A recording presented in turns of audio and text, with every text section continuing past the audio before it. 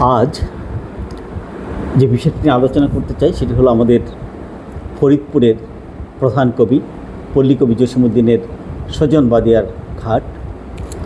এই বইটার উপর একটা রিভিউ আপনাদেরকে দিতে চাই।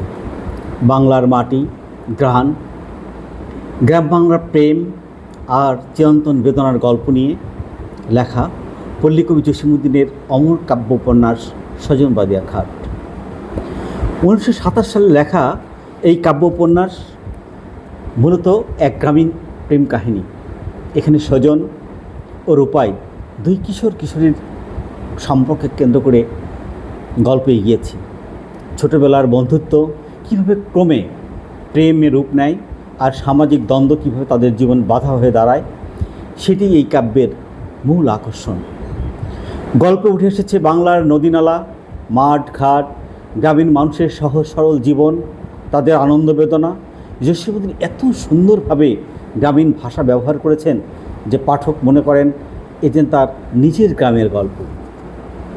সজন বাদিয়ার ঘাটে আমরা দেখি প্রেম শুধু ব্যক্তিগত অনুভূতি নয়, সমাজ সংস্কৃতির সাথেও জড়িত।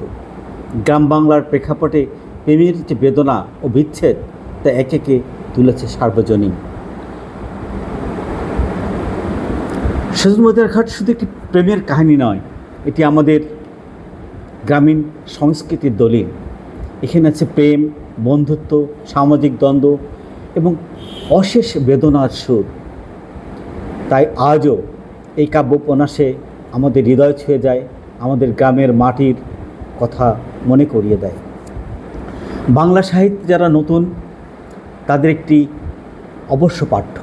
পল্লীকবি জসীমউদ্দীনের কলমে লেখা এই কাব্য উপন্যাস আমাদের মনে করিয়ে দেয় প্রকৃতি, প্রেম আর মানুষের সম্পর্ক চিরন্তন। আপনি চাইলে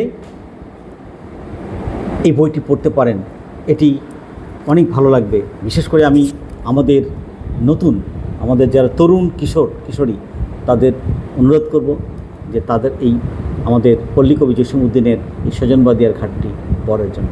ধন্যবাদ সবাইকে।